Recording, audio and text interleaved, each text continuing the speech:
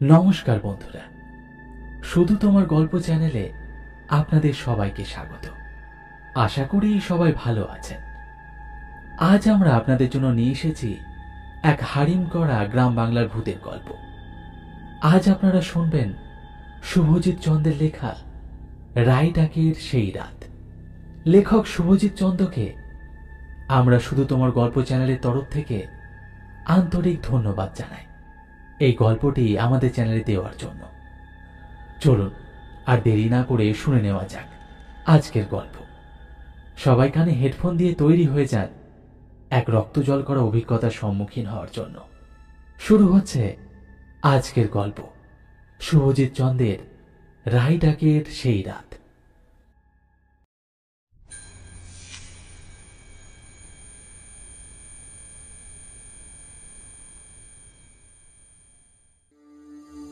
রাতটা ছিল হাড় কাঁপানো ঠান্ডা।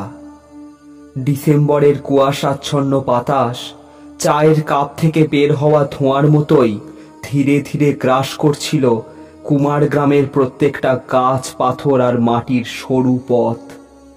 আমি নবজিৎ আর বাপি শহরের ব্যস্ততা থেকে মুক্তি নিতে আমার গ্রামে এসেছিলাম। এখানে আসার আর একটা বড় কারণ ছিল বার্ষিক মেলা। কিন্তু সেই রাত যে আমাদের জীবনের অন্যতম ভয়ঙ্কর স্মৃতি হয়ে থাকবে তা আমরা কেউই জানতাম না। আমার গ্রামের অবস্থানটাই অন্যরকম। সবুজ চা বাগানের মাঝখানে পাহাড়ের কোলে, আর তার পাশে প্রবাহিত শক্তিশালী রায়ডাক নদী। নদীটা সারাদিন শান্ত থাকলেও রাত নামলেই এক অজানা রহস্য ছড়িয়ে পড়ে চারপাশে। প্রবীণরা বলে এখানে কিছু আছে, কিছু এমন যা শুধুই অনুভব করা যায়, দেখা যায় না। ছোটবেলায় শুনেছিলাম বেশ কিছু মানুষ রাতে রায়ডাকের ধারে গিয়ে আর ফিরতে পারেনি। কেউ যদি ফিরে আসে সে আর আগের মতো থাকে না। আমি এসব কথা একসময় হেসে উড়িয়ে দিয়েছিলাম, কিন্তু সেই রাত সব বদলে দিয়েছিল।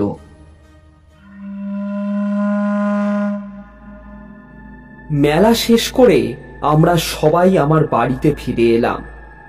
রাত তখন প্রায় 1:45। ঘরে ঢুকতেই একটা বিচিত্র অনুভূতি হলো। এমন নয় যে কিছু অস্বাভাবিক ঘটছিল, কিন্তু মনে হচ্ছিল বাতাসটা ভারী হয়ে আছে।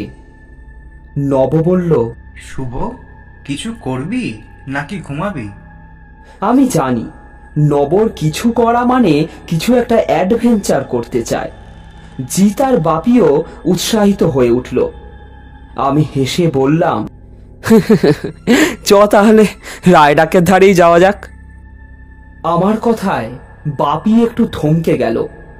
ও বরাবরই এসব ব্যাপারে একটু ভয় পায়, কিন্তু বাকিরা এমন উত্তেজিত ছিল যে ও না বলতে পারল না। আমরা মোবাইলের টর্চ হাতে বেরিয়ে পড়লাম। পথে হাঁটতে হাঁটতে নদীর কাছে পৌঁছানোর আগেই একটা অদ্ভুত ব্যাপার ঘটল। হঠাৎই মনে হলো চারপাশটা নীরব হয়ে গেছে। জোনাকির আলো ঝিকমিক করছে, কিন্তু ঝিঝির ডাক নেই, কুকুরের ঘেউ ঘেউ নেই, এমনকি বাতাসও থমকে আছে। এত নীরব কেন চারপাশ? নব ফিসফিস করে বলল। বাপি গলা খাকারি দিয়ে বলল, কিছু না, হয়তো রাত বেশি হয়ে গেছে তাই। কিন্তু আমার ভেতরে কোথাও একটা অস্বস্তি হচ্ছিল। আমরা নদীর একেবারে ধারে এসে বসেছি। চাঁদের আলোয় রায়ডাকের জল চিকচিক করছিল। নীরবতা এখনো অটুট। তখনই আমার ফোনটা বেজে উঠল।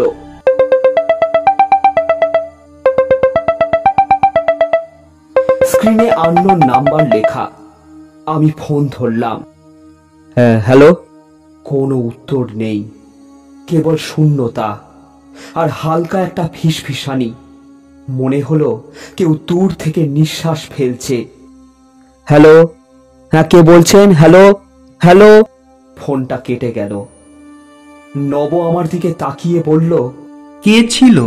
জানি না রে, কিছুই বলেনি। আমি উত্তর দিলাম। ঠিক তখনই নবর ফোনও বেজে উঠল। একই নম্বর। Hello hello. ও ফোন ধরতেই একই রকম শূন্যতা আর নিঃশ্বাসের শব্দ। এরপর জিতের, তারপর বাপির। আমরা সবাই এবার সত্যিই ঘাবড়ে গেলাম।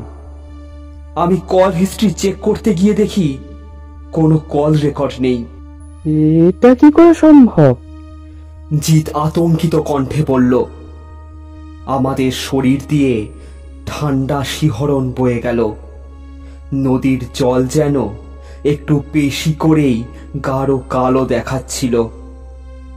আমরা পরিস্থিতি সামলানোর চেষ্টা করছিলাম। ঠিক তখনই বাপি ফিসফিস করে বলে উঠল, ওই দেখ ওরা কারা। আমরা সবাই একসঙ্গে নদীর ওপারে তাকালাম।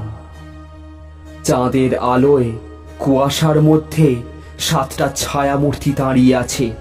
তারা স্থির, কোনো নড়াচড়া নেই, কিন্তু তাদের উপস্থিতি হাড়ের ভেতর পর্যন্ত কাঁপিয়ে দিচ্ছিল। নব ফিসফিস করে বলল, ওরা ওরা কি আমাদের দেখছে?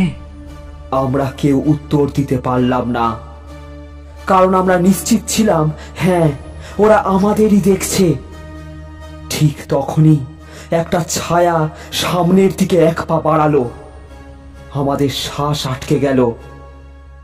7টি ছায়া ধীরে ধীরে আমাদের দিকে এগিয়ে আসছে।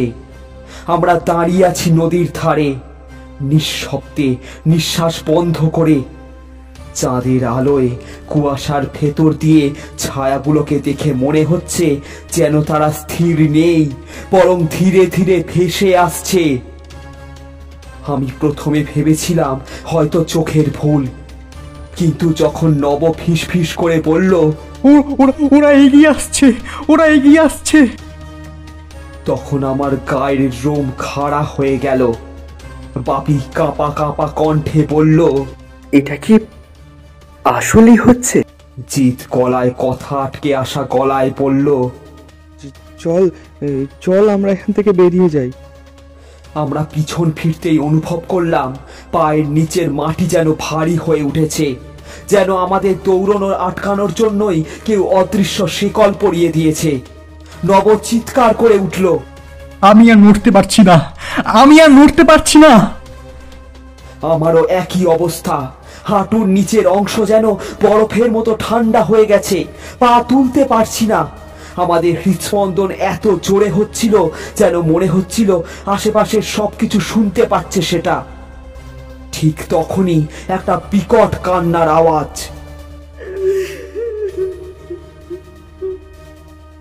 একটা চাপা কিন্তু হাড় কাঁপানোর কান্নার শব্দ বাতাসে মিশে গেল, মেয়েদের কান্নার মতো, কিন্তু সেটা যেন কোনো মানুষের নয়। গভীর গলায় আটকে আসা আতঙ্কে ভরা একটা শব্দ। আমরা জমে গেলাম। নব ফিসফিস করে বলল, এই জায়গা অভিশপ্ত, এই জায়গা অভিশপ্ত। ছায়াগুলো এখন আরো কাছে। তাদের মুখ নেই, চোখ নেই, কিন্তু তারা যেন আমাদেরই দেখছে। আমার বুকের ভেতর একটাই চিন্তা, এরা আসলে কি? ছায়াগুলোর মধ্যে একটা আমাদের দিকে হাত বাড়িয়ে দিল। সেই হাত মানুষের মতো নয়, লম্বা, কালো আর বিকৃত। সেই মুহূর্তে আমার মনে হলো, যদি এরা আমাদের ছুঁয়ে ফেলে তাহলে কি হবে? আমরা একসঙ্গে দৌড়ানোর চেষ্টা করলাম। প্রথমে শরীর সায় দিচ্ছিল না, কিন্তু ঠিক তখনই একটা শক্তিশালী বাতাস নদীর দিক থেকে ধেয়ে এলো। আমাদের মনে হলো যেন কোনো অদৃশ্য শক্তি আমাদের বাঁচানোর জন্য পেছন থেকে ধাক্কা দিল। আমরা হুমড়ি খেয়ে পড়ে গেলাম। তারপর উঠে প্রাণপণে ছুটতে লাগলাম, কিন্তু একটা ছায়া আমাদের পথ আটকানোর জন্য সামনের দিকে গ্লাইড করে এলো। আমি দেখতে পাচ্ছিলাম সে আমাদের দিকে হাত বাড়িয়ে এগিয়ে আসছে। তারপর ঘটে গেল কিছু কিছু অবিশ্বাস্য। নদীর ওপার থেকে একটা সাদা আলোর রেখা ধেয়ে এলো। সেই আলো ছায়াগুলোর সামনে আসতেই ওরা এক মুহূর্তের জন্য স্থির হয়ে গেল, তারপর যেন বাতাসে মিলিয়ে গেল। আমরা দম নিতে না নিতে আবার সেই বিকট কান্নার আওয়াজ ভেসে এলো।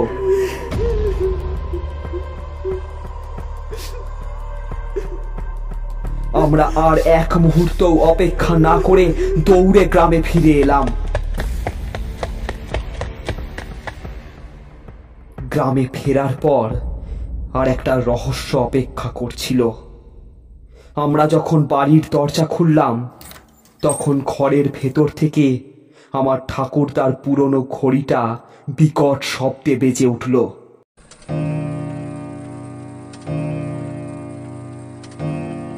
ঘড়ির কাঁটা দেখালো ঠিক 3:33। কথিত আছে রাত 3টে থেকে 4টে হলো শয়তানের সময়। কিন্তু সবচেয়ে বড় ধাক্কাটা এলো যখন আমরা দরজা বন্ধ করলাম। বাতাসে একটা ফিসফিসানি শুনলাম। তোমরা আবার আসবে।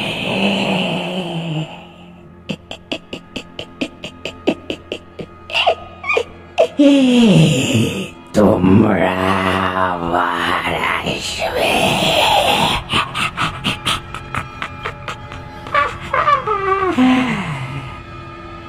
পাপী নবজিৎ আমরা কেউ কিছু বললাম না, কিন্তু আমরা সবাই জানতাম রায়ডাকের তীরে যা ঘটেছিল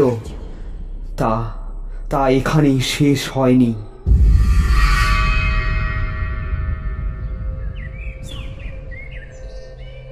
সকালবেলা আমরা 4 জন চুপচাপ বসেছিলাম। কেউ কিছু বলছিল না, কিন্তু সবার মুখে রাতের আতঙ্কের ছাপ স্পষ্ট ছিল। বাপি হঠাৎ বলে উঠল, তোর দাদু কি এই ব্যাপারে কিছু জানে?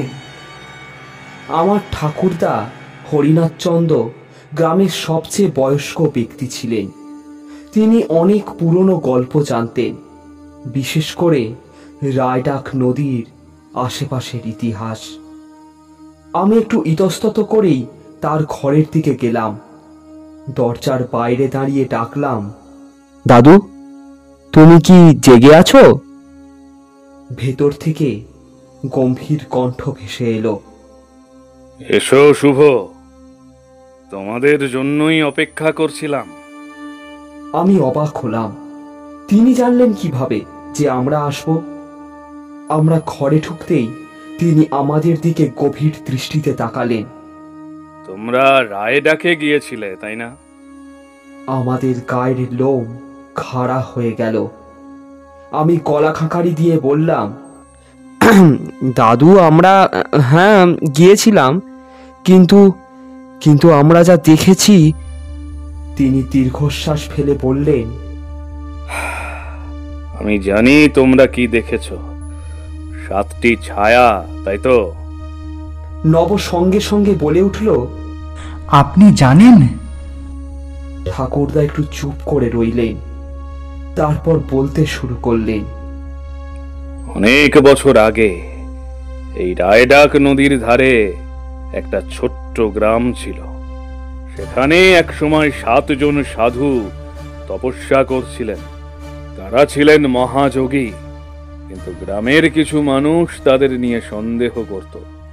একদিন এক অভিশপ্ত রাতে গ্রামের কয়েকজন দুষ্টু লোক সেই সাধুদের ভুল বুঝে তাদের মেরে ফেলার পরিকল্পনা করল। আমরা নিঃশ্বাস বন্ধ করে শুনতে লাগলাম।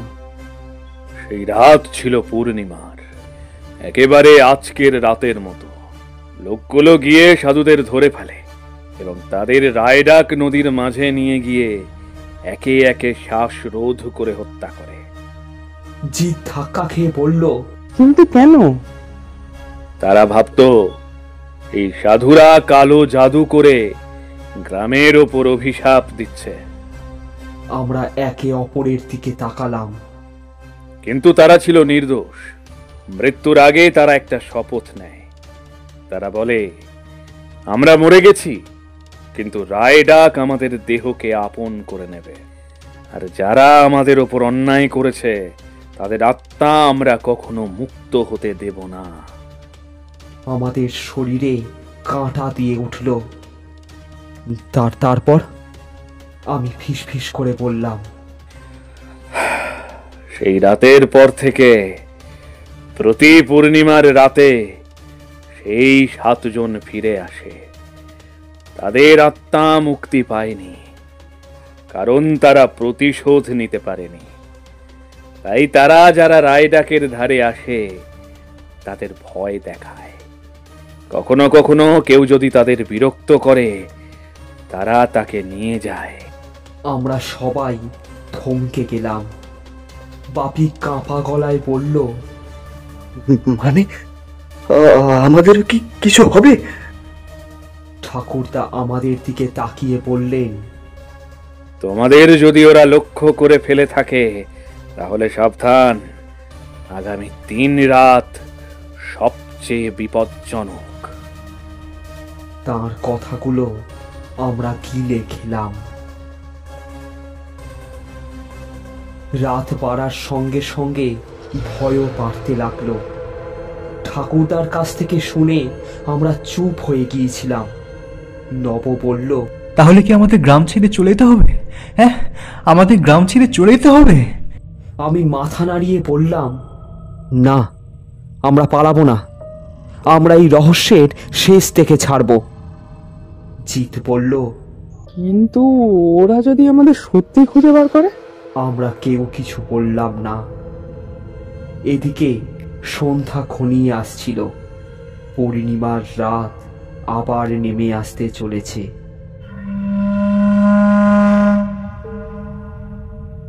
পূর্ণিমার রাত আবার নেমে এলো। ঠাকুরদার কথা শুনে আমাদের গা ছমছম করছিল।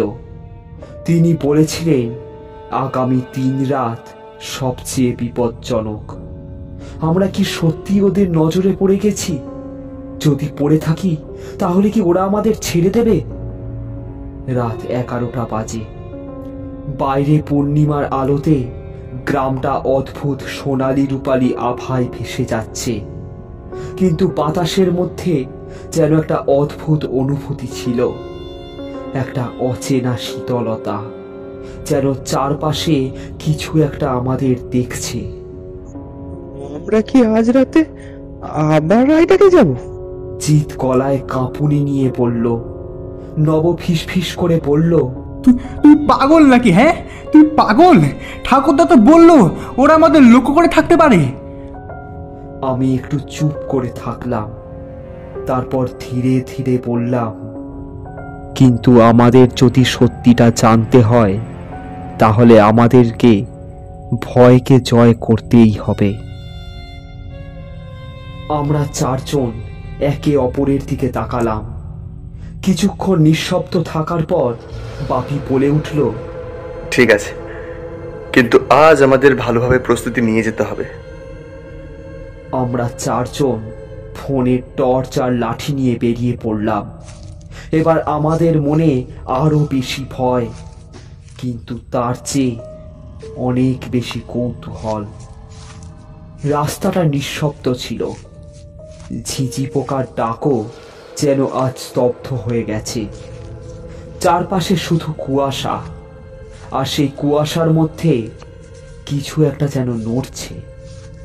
নব ফিসফিস করে বলল, এই এই তোরা শুনতে পাচ্ছিস? তোরা কিছু শুনতে পাচ্ছিস? হ্যাঁ? আমরা থমকে গেলাম। দূরে নদীর দিক থেকে এক অদ্ভুত গুঞ্জন ভেসে আসছিল। মনে হচ্ছিল কেউ ফিসফিস করে কথা বলছে, কিন্তু শব্দটা বোঝা যাচ্ছে না। আমাদের শরীরে কাঁটা দিয়ে উঠল। ওখানে কেউ আছে? আমি জোরে বললাম। এক মুহূর্তের জন্য সবকিছু স্তব্ধ হয়ে গেল। তারপর শুভজিৎ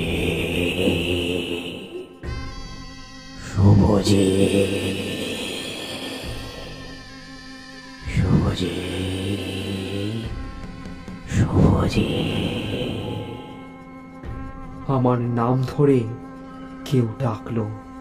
আমি আতঙ্কে পিছিয়ে এলাম।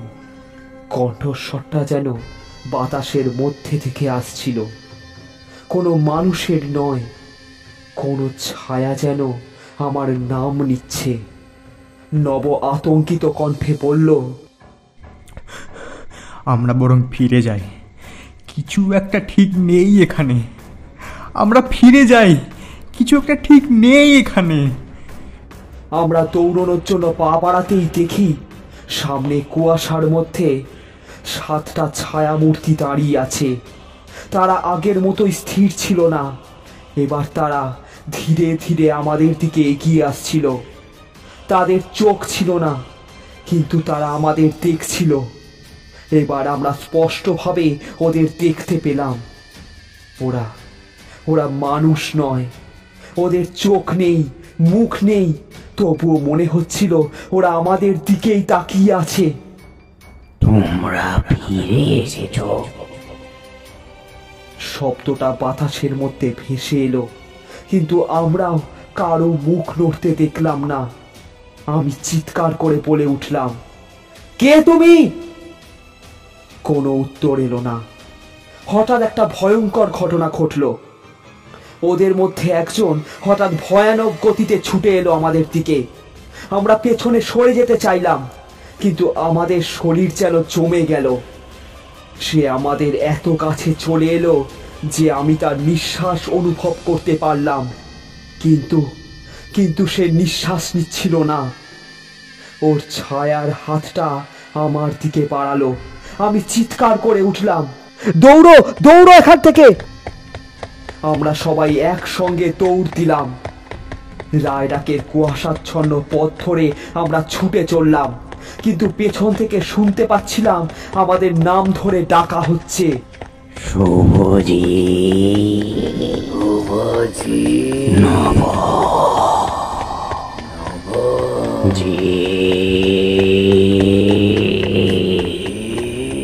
বাপি, শুভজি, নব,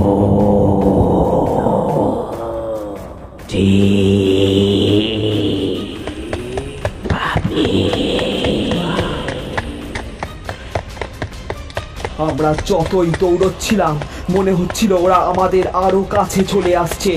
তখনই আমরা শুনতে পেলাম একটা কান ফাটানো চিৎকার।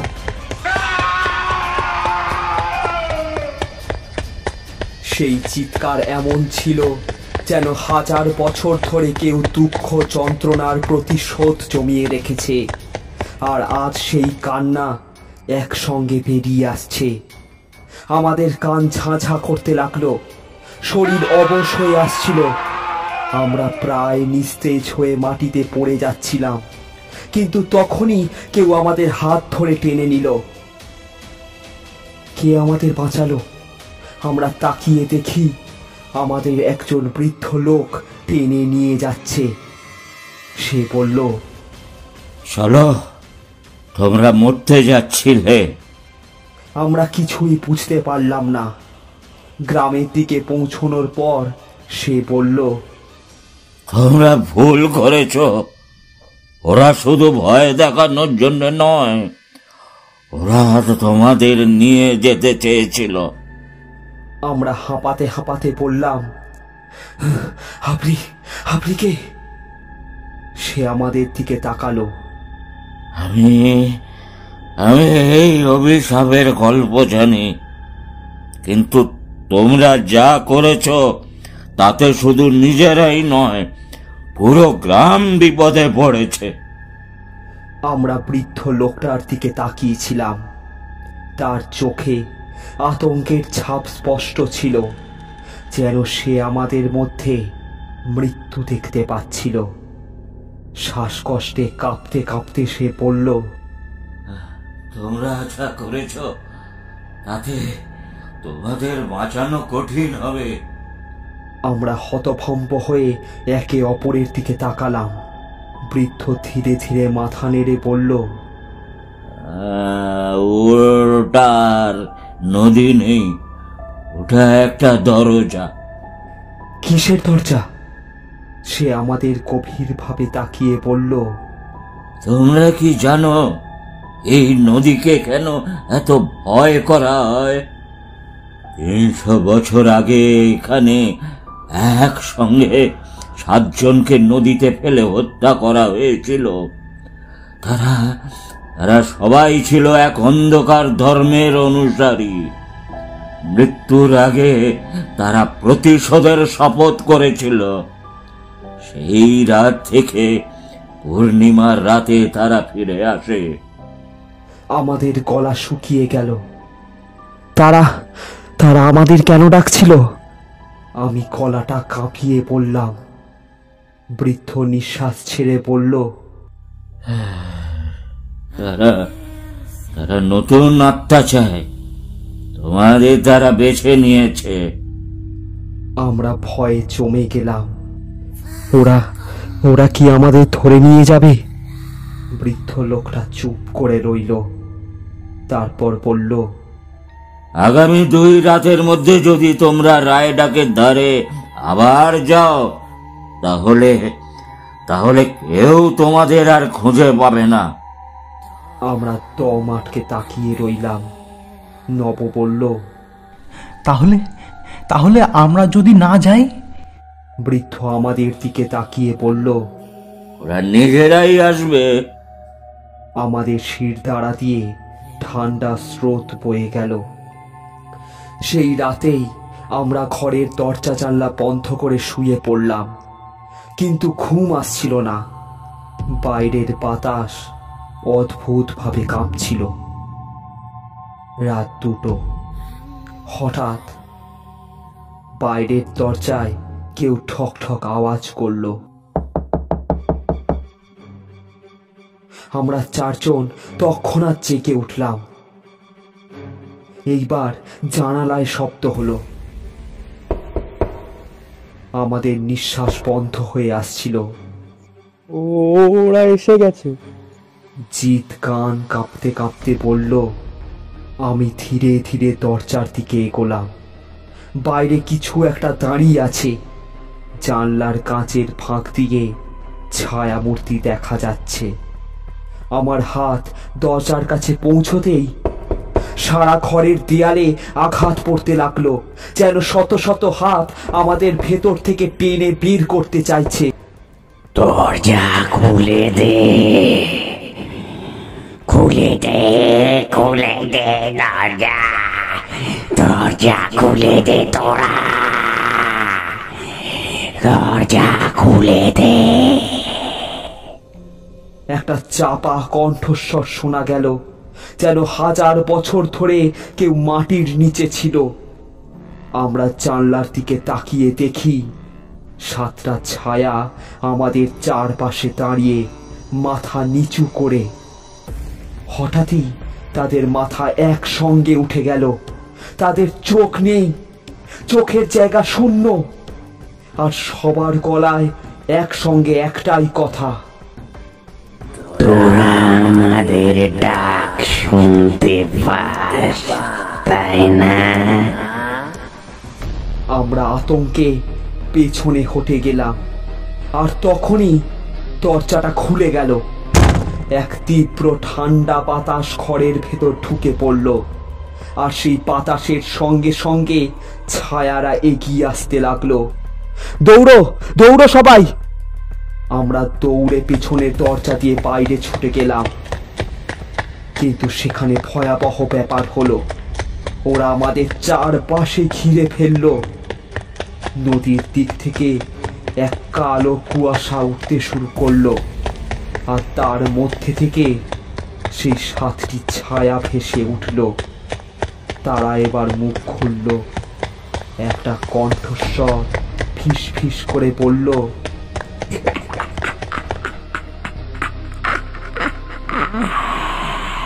এবার আর পালানোর পথ নেই।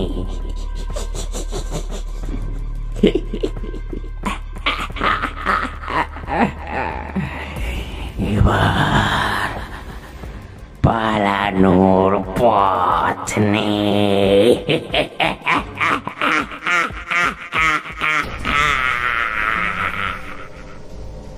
আমরা জমে গেলাম। আমাদের সামনে দাঁড়িয়ে থাকা ছায়াগুলো এবার ধীরে ধীরে এগিয়ে আসতে লাগলো। তাদের মুখের কোনো গঠন ছিল না, কিন্তু আমি অনুভব করছিলাম তারা আমাদের দেখছে। হঠাৎ করেই চারপাশের বাতাস ভারী হয়ে গেল। আমাদের নিঃশ্বাস নিতে কষ্ট হচ্ছিল। এইটা স্বপ্ন হতে পারে না, তাই না? নব কাঁপা গলায় বলল। জিৎ ধীরে ধীরে বলল, না, এটা স্বপ্ন না, এটা এটা স্বপ্ন হতে পারে না। বাপি কেঁপে উঠল। ওরা আসছে। আমরা দৌড়তে চাইলাম, কিন্তু পা যেন মাটিতে আটকে গেছে। এদিকে সেই 7টি ছায়া আমাদের দিকে গ্লাইড করতে করতে এগিয়ে আসছে। 1, 2, 3টে। তোরা পালাতে পারবি না।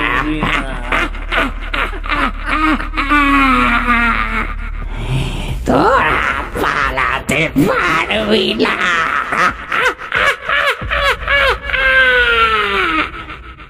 একটা বিকট ফিসফিসে আওয়াজ আমাদের কানে এলো। আমরা চিৎকার করতে চাইলাম, কিন্তু গলা দিয়ে কোনো আওয়াজ বেরোলো না। শীতল একটা হাত আমার কাঁধে পড়ল। আমি বিদ্যুতের মতো শক খেলাম। ঘুরে দেখি আমার পাশে দাঁড়িয়ে আছে এক ভয়ঙ্কর মুখ। সেই ছায়াগুলোর একটা এখন আমার ঠিক পাশেই, অন্ধকার এক মুখ নিয়ে। আমি কাঁপতে কাঁপতে পেছনে সরতে চাইলাম, কিন্তু হঠাৎ দেখি আমরা সবাই এখন নদীর ধারে। কিভাবে আমরা এত তাড়াতাড়ি এখানে চলে এলাম? বৃদ্ধ লোকটার কথা মনে পড়ল। তিনি বলেছিলেন, যদি তোমরা দ্বিতীয় রাতে নদীর ধারে যাও আর ফিরে আসতে পারবে না। আমরা চোখ বড় করে তাকিয়ে দেখলাম নদীর জলে প্রতিফলিত হচ্ছে আমাদেরই ছবি, কিন্তু সেটা আমরা না। ওরা ঠিক আমাদের মতো দেখতে, কিন্তু তাদের চোখ নেই, মুখ নেই, শুধু এক অন্ধকার শূন্যতা। হঠাৎ একটা হাত জলের নিচ থেকে উঠে এলো, তারপর আরেকটা। নদীর কালো জলের নিচ থেকে শত শত হাত বেরিয়ে আসছে। 7টা ছায়া এবার একসঙ্গে হাত বাড়িয়ে দিল, আমাদের ধরে নিয়ে যেতে চাইল। দৌড়ো সবাই! আমি জানি না কিভাবে, কিন্তু আমরা একসঙ্গে ছুটতে লাগলাম। আমাদের পায়ের নিচে মাটি কাঁপছিল, যেন নদীর নিচ থেকে কিছু উঠে আসছে। নব চিৎকার করলো, ওরা আমাদের টানছে। আমি পেছনে তাকালাম। 7টা ছায়া আমাদের দিকে হাত বাড়িয়ে ছুটে আসছে, বাতাসের চেয়েও দ্রুত গতিতে। আমাদের শরীর ভারী হয়ে আসছিল। মনে হচ্ছিল কেউ আমাদের শরীরের ভেতরে ঢুকে যাচ্ছে।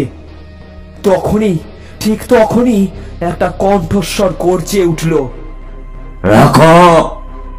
আমরা সবাই ধপ করে পড়ে গেলাম। সামনে তাকিয়ে দেখলাম সেই বৃদ্ধ লোকটা আমাদের দিকে কিছু ছুঁড়ে দিল। এটা ছিল লাল সিঁদুর আর হলুদ গাঁদা ফুল।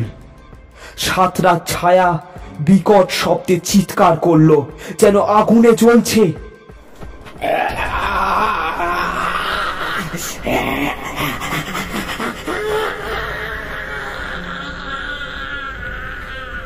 তারা বাতাসে মুচড়াতে লাগলো, তারপর কুয়াশার মতো মিলিয়ে গেল। আমরা মাটিতে হাঁপাচ্ছিলাম, বুকের ভেতর ঠিপ ঠিপ শব্দ হচ্ছিল। মনে হচ্ছিল এখনই হার্ট ফেটে যাবে। বৃদ্ধ লোকটা আমাদের দিকে তাকিয়েছিল, তার চোখ জলজল করছিল অদ্ভুত এক আলোতে। তোমরা কিছু এমন জাগিয়ে তুলেছ যা ঘুমিয়েছিল 100 বছর ধরে। তার কণ্ঠে এমন এক ভয়ানক ভার ছিল যে আমাদের গায়ের লোম খাড়া হয়ে গেল। আমি শ্বাস কষে বললাম, ওগুলো কি ছিল? লোকটা এক মুহূর্ত চুপ থেকে বলল, ওরা আগে মানুষ ছিল। আমরা থমকে গেলাম। মানে? নব ফিস করে জিজ্ঞেস করলো। লোকটা ধীরে ধীরে মাথা ঝাঁকালো, যেন মনে করতে চাইছে। আজ থেকে 200 বছর আগে। সে শুরু করলো এক ভয়ানক কাহিনী। এই রায়ডাক নদীর ধারে একটা ছোট গ্রাম ছিল। সেই গ্রামের লোকেরা রাতে নদীর ধারে বসত, গান গাইত, জীবন উপভোগ করত। কিন্তু একদিন নদীর তলদেশ থেকে কিছু একটা উঠতে শুরু করলো, কিছু কালো ছায়া। লোকেরা প্রথমে ভয় পেল না, কিন্তু তারপর একে একে সবাই নিখোঁজ হতে লাগলো। যারা ফিরে এলো তারা আর মানুষ ছিল না, তারা কেবল ছায়া হয়ে গিয়েছিল। এক এক রাতের পর এক একজন অদৃশ্য হয়ে যাচ্ছিল। কেউ জানতো না তারা কোথায় গেছে, কি হয়েছিল তাদের সাথে। তারপর এক রাতে পুরো গ্রামটাই উধাও হয়ে গেল। শুধু রয়ে গেল এক নদী আর তার গভীরে থাকা সেই ছায়াগুলো। ওরা এখনো এখানে আছে, অপেক্ষা করছে নতুন শিকার পাওয়ার জন্য। আমরা হতভম্ব হয়ে লোকটার দিকে তাকিয়েছিলাম। এই গল্প কি সত্যি, নাকি লোকটা আমাদের ভয় দেখাচ্ছে? নব একটু কাঁপা গলায় বলল, আমরা কি এখন বিপদমুক্ত? হ্যাঁ হ্যাঁ, আমরা কি এখন বিপদমুক্ত? লোকটা কিছু বলল না। তারপর ধীরে ধীরে মাথা নাড়ালো। এখনো না। আমরা একে অপরের দিকে তাকালাম। এখনো না? তাহলে কি ওরা আবার আসবে? তখনই হঠাৎ আমাদের পিছনে কিছু একটা ছায়া দৌড়ে গেল। কেউ ছিল না, কিন্তু আমরা স্পষ্ট শুনতে পেলাম জলের নিচ থেকে আসা ফিসফিসে আওয়াজ। তোরা এবার আর রেহাই পাবি না, তোরা এবার আর রেহাই পাবি না, তোরা এবার আর রেহাই পাবি না। জলের নিচ থেকে আসা সেই ফিস ফিস আওয়াজ আমাদের শরীরের রক্ত হিম করে দিল। আমরা সবাই পিছন ফিরে তাকালাম, কিন্তু চারপাশে শুধু গভীর রাতের অন্ধকার আর নদীর ধীরে বয়ে চলা স্রোত। কিন্তু আমরা সবাই অনুভব করছিলাম কিছু একটা আমাদের দেখছে। বৃদ্ধ লোকটা ধীরে ধীরে মাথা নাড়ল। এখন আর কিছুই করা যাবে না, ওরা জেগে গেছে। আমরা থমকে গেলাম। মানে? জিতের গলা শুকিয়ে গিয়েছিল। কোনোভাবে সে কথাটা বলতে পারল। লোকটা আমাদের দিকে তাকালো। তার চোখের গভীরে অদ্ভুত এক দুঃখের ছাপ। ওরা এখন তোমাদের পিছু নেবে, যতক্ষণ না তোমরা তাদের কাছে ফিরে যাও। আমাদের গলা শুকিয়ে কাঠ। নব চিৎকার করে উঠল, আমরা তো কোনো ভুল করিনি, আমরা শুধু রাতের বেলা নদীর ধারে গিয়েছিলে। তারপর নিচু গলায় যোগ করল, যারা এই অভিশপ্ত জায়গায় আসে তারা আর ফিরে যেতে পারে না। আমাদের মাথার ভেতর ঝিমঝিম করতে লাগলো। বাপি জড়ানো গলায় বলল, কিন্তু আমরা তো এখন এখানে আছি, তাই না?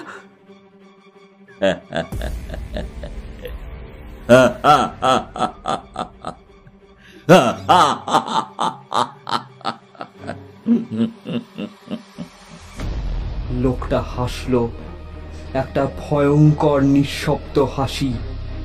তারপর ধীরে ধীরে বলল, তোমরা কি সত্যি মনে করেছ যে তোমরা এখনো বেঁচে আছো? আমরা জমে গেলাম।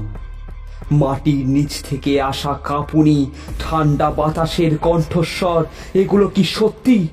আমরা কি এখনো বেঁচে আছি? আমরা দৌড়তে শুরু করলাম। এগিয়ে যাচ্ছিলাম গ্রামের দিকে, বৃদ্ধ লোকটাকে পিছনে ফেলে। কিন্তু আশ্চর্যজনকভাবে চারপাশের রাস্তা বদলে যাচ্ছিল। আমরা যে রাস্তা দিয়ে এসেছিলাম সেটা আর খুঁজে পাচ্ছিলাম না। চারিদিক শুধু ঘন কুয়াশা, বিশাল কালো গাছপালা আর এক অদ্ভুত নীরবতা। আমরা হাঁপাচ্ছিলাম। কোথাও যেন একটা ঘন্টার আওয়াজ বাজছিল। একটা পুরনো ভাঙাচোরা মন্দিরের মতো কিছু একটা আমাদের সামনে উদ্ভাসিত হলো। কিন্তু এই মন্দিরটা তো এখানে থাকার কথা না। আমরা কি ভুল জায়গায় চলে এসেছি? নব বলল। এটা কি জায়গা? কেউ উত্তর দিল না। কিন্তু তখনই গভীর অন্ধকার থেকে কেউ একজন ফিসফিস করে পড়ল, তোমরা ফিরে এসেছো? আমরা আতঙ্কে পেছনে তাকালাম। সামনে দাঁড়িয়েছিল একজন মরে যাওয়া মানুষ। তার গায়ের চামড়া পচে গেছে, চোখ দুটো শূন্য আর কালো। তোমরা এবার থেকে আমাদের সাথেই থাকবে। আমরা চিৎকার করে উঠলাম, কিন্তু আমাদের চিৎকার হারিয়ে গেল রায়ডাকের গভীর রাতের বাতাসে। আমাদের সামনে দাঁড়িয়ে থাকা পচা মাংসের মানুষটা অদ্ভুতভাবে হাসছিল। তার দাঁতগুলো কালচে আর মুখ থেকে এক ধরনের পচা গন্ধ বের হচ্ছিল, মৃত মানুষের গন্ধ। আমরা পিছিয়ে যেতে চাইলাম, কিন্তু পা নড়ছিল না। আমাদের শরীর ভারী হয়ে আসছিল, যেন মাটির নিচ থেকে কিছু আমাদের চেপে ধরে রেখেছে। তোমরা চলে যেতে পারবে না।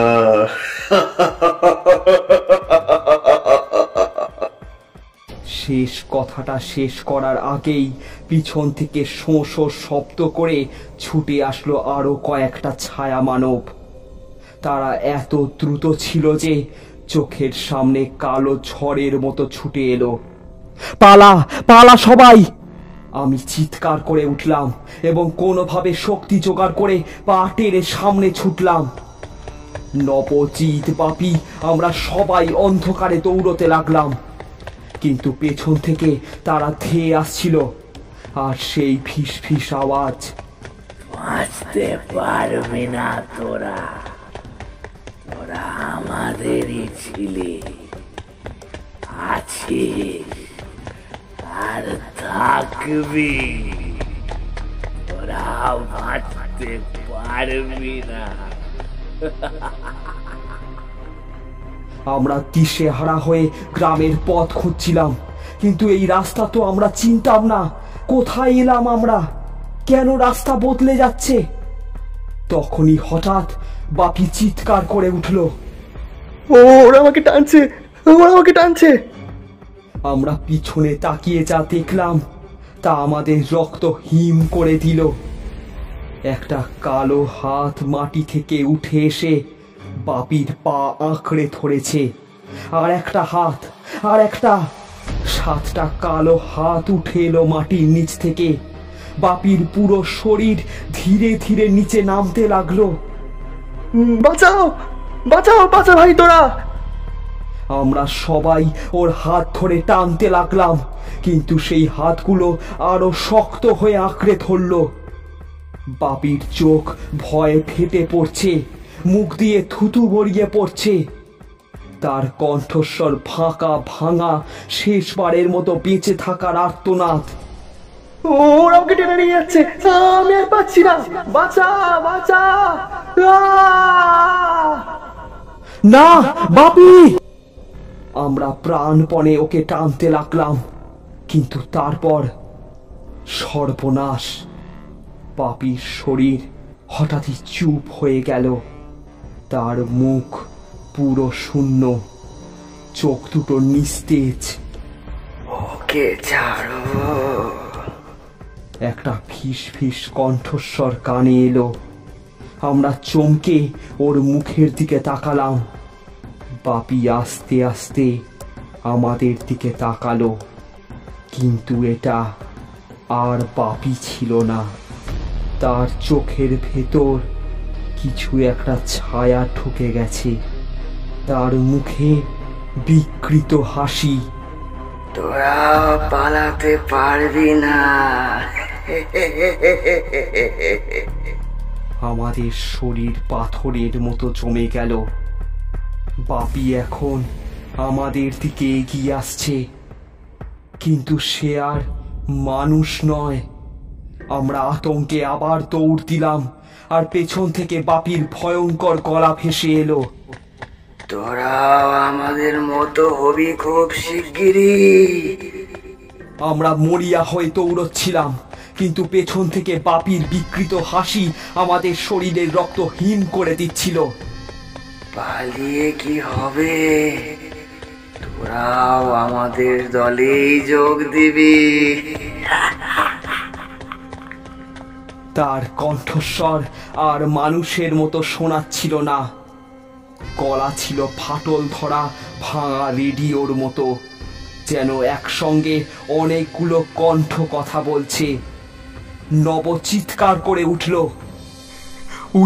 ওটা বাপি না, ওটা বাপি না, আমরা ভুল করছি, ওটা বাপি না। আমি পেছন ফিরে তাকালাম।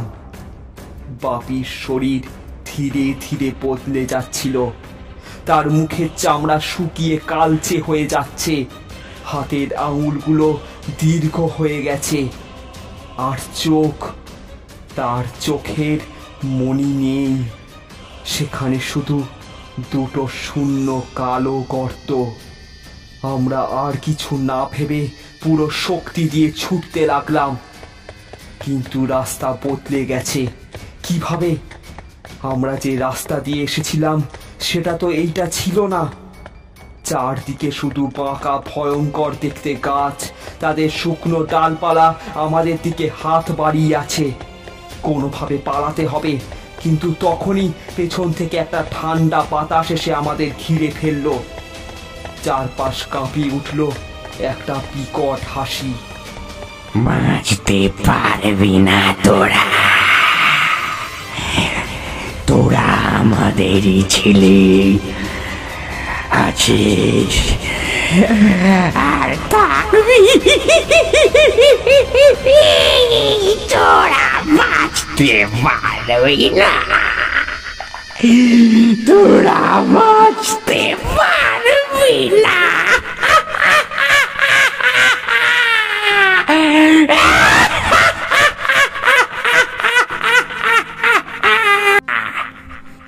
আমরা যতই দৌড়ই ততই রাস্তা আমাদের বিভ্রান্ত করছে। বনের ভেতর একটা কুয়াশার দেয়াল তৈরি হয়েছে, আর আমরা সেখানে আটকে গেছি। আমার মনে হতে লাগলো আমরা হয়তো এখানেই মারা যাব। কিন্তু হঠাৎই সামনের দিকে কুয়াশার মতো একটা অন্ধকার ছায়া তৈরি হলো। আমরা থমকে গেলাম। একজন বৃদ্ধা মহিলা ধীরে ধীরে কুয়াশা থেকে বেরিয়ে এলো। তার চোখে কোনো সাদা অংশ নেই, সম্পূর্ণ কালো। গলায় ঝুলছে শত শত মানুষের ছোট ছোট হাড়ের মালা।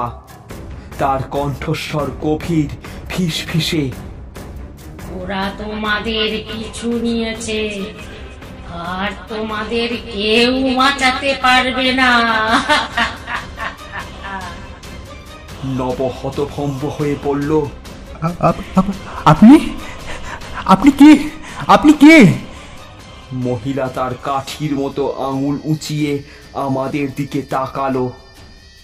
আমি সেই যে ওদের জন্ম দিয়েছিলাম। আমাদের মেরুদণ্ড দিয়ে ঠান্ডা শিহরণ বয়ে গেল। বৃদ্ধা হাসল, তারপর বলল,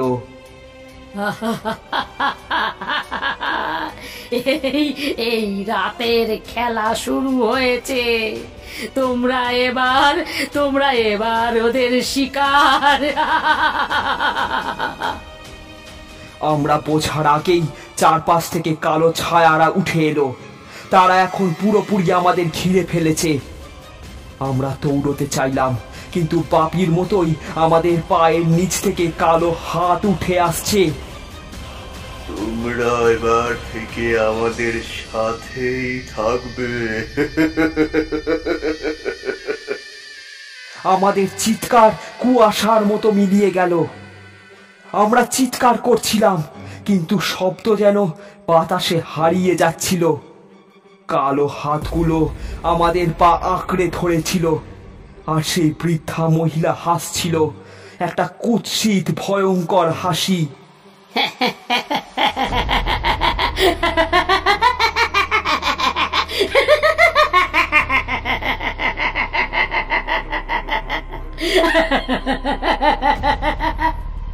তার কালো চোখ দুটো আমাদের শরীরের ভেতর দিয়ে দেখতে পাচ্ছিল, যেন সে আমাদের আত্মা বের করে নিতে চাইছে। নব কাঁপতে কাঁপতে বলল, আমরা এখানেই শেষ। আমার মাথার ভেতর ঝড়ের মতো সবকিছু ঘুরছিল। না, এটা হতে পারে না, আমরা মরতে পারি না, ওদের থামাতেই হবে। আমি মরিয়া হয়ে চারপাশে তাকালাম, কিন্তু কিচ্ছু বুঝতে পারছিলাম না। তখনই আমার চোখ পড়ল নদীর ধারে একটা প্রাচীন পাথরের স্তম্ভে। সেই স্তম্ভের গায়ে কিছু একটা লেখা ছিল, যেটা কুয়াশার মতো ঝাপসা লাগছিল। আমি কোনোভাবে সেখানে পৌঁছানোর চেষ্টা করলাম, আর তখনই বৃদ্ধা মহিলা গর্জে উঠল, থামো থামো, তুমি ওটা স্পর্শ করতে পারবে না। তার কণ্ঠস্বর এত জোরে ছিল যে মনে হলো পুরো বন কেঁপে উঠল। আমি বুঝতে পেরে গেছিলাম এটাই আমাদের মুক্তির চাবিকাঠি, মৃত্যুর মুখে শেষ লড়াই। আমি নব আর জিতকে চিৎকার করে বললাম, ওই পাথরটা ধরতে হবে, এটা আমাদের রক্ষা করবে। কিন্তু ঠিক তখনই বাপির দেহটা আমাদের দিকে এগিয়ে এলো, কিন্তু ও এখন আর বাপি নেই। তার মুখ বিকৃত হয়ে গেছে, চোখে কেবল অন্ধকার। তার কণ্ঠস্বর একটা ভাঙা রেকর্ডের মতো শোনাচ্ছিল, তোরা ফিরতে পারবি না, তোরা ফিরতে পারবি না, তোরা ফিরতে পারবি না। আমার শরীর জমে গেল, ও আমাদের আক্রমণ করতে আসছে। জিত কেঁদে উঠে বলল, ও আমাদের বন্ধু ছিল, আমরা ওকে মেরে ফেলতে পারি না। কিন্তু আমার মনে হচ্ছিল আমাদের যদি বাঁচতে হয় তবে যা করার করতে হবে। আমরা তিনজন একসঙ্গে ঝাঁপিয়ে পড়লাম। আমি ওর হাত ধরে ফেলে ওকে জোরে ধাক্কা দিলাম। নব আর জিত ওকে পেছন থেকে চেপে ধরল। বাপির শরীর অদ্ভুতভাবে ঠান্ডা হয়ে গিয়েছিল, যেন কোনো মৃতদেহ ধরেছি। আমি পুরো শক্তি দিয়ে ওকে দূরে ঠেলে ফেলে দিলাম। ইয়া! আর সেই মুহূর্তে আমি পাথরটা ধরে ফেললাম। যেই মাত্র আমি পাথরটা ধরলাম, পুরো বন জুড়ে বিকট একটা বিস্ফোরণের শব্দ হলো। বৃদ্ধা মহিলা কেঁপে উঠল, আর তার চারপাশে কালো ধোঁয়া বের হতে লাগলো। সে গর্জন করতে লাগলো, না না না, এটা হতে পারে না, হতে পারে না, হতে পারে না, হতে পারে না। নব আর জিত আমাকে ধরে রেখেছিল, কারণ আমার শরীর শক্ত হয়ে গিয়েছে। চারপাশের কালো ছায়ারা একে একে ধোঁয়ার মতো মিলিয়ে যেতে লাগলো, আর পাপির বিকৃত দেহটা ধীরে ধীরে পড়ে গিয়ে মাটির সঙ্গে মিশে গেল। সব শেষ হয়ে গেছে। আমরা হতভম্ব হয়ে চারপাশে তাকালাম। বৃদ্ধা মহিলা একবার আমাদের দিকে তাকিয়ে বলল, তোমরা এই অভিশাপ থেকে পালালে, কিন্তু মনে রেখো ওরা আবার ফিরবে, আবার ফিরবে।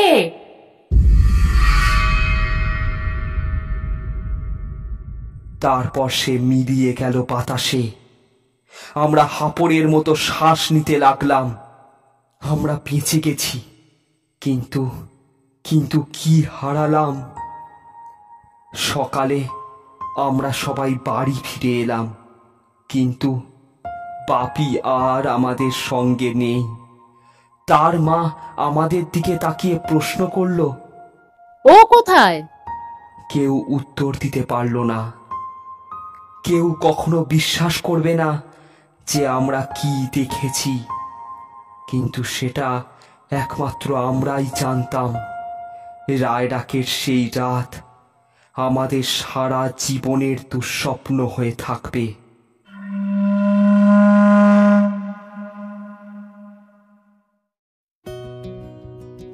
এতক্ষণ আপনারা শুনলেন শুভজিৎ চন্দের রায়ডাকের সেই রাত। আজকের গল্পে শুভর ভূমিকায় ইমন, নবর চরিত্রে প্রিয়াংশু, বাপের চরিত্রে অনির্বাণ, জিতের চরিত্রে বিক্রম, অশরীরী সাধু সৌম্যজিৎ সরকার, অতনু ভট্টাচার্য ও অনির্বাণ, ঠাকুরদা অতনু ভট্টাচার্য, বৃদ্ধ সমীর মাঝি, বৃদ্ধা এবং বাপির মা ইপসিতা মিত্র, এবং গল্পের সূচনা ও সমাপ্তিতে আমি অমিত। আজকের গল্পটি আপনাদের কেমন লাগলো তা কমেন্ট করে জানান। ভালো লাগলে একটি লাইক করুন ও শেয়ার করুন প্রিয়জনদের সাথে, এবং এরকম আরো গল্প শুনতে শুধু তোমার গল্প চ্যানেলটিকে অবশ্যই সাবস্ক্রাইব করুন। কিছুদিনের মধ্যেই আরো একটি লোমহর্ষক গল্প নিয়ে ফিরছি আমরা। ততক্ষণ সবাই ভালো থাকুন, সুস্থ থাকুন। নমস্কার।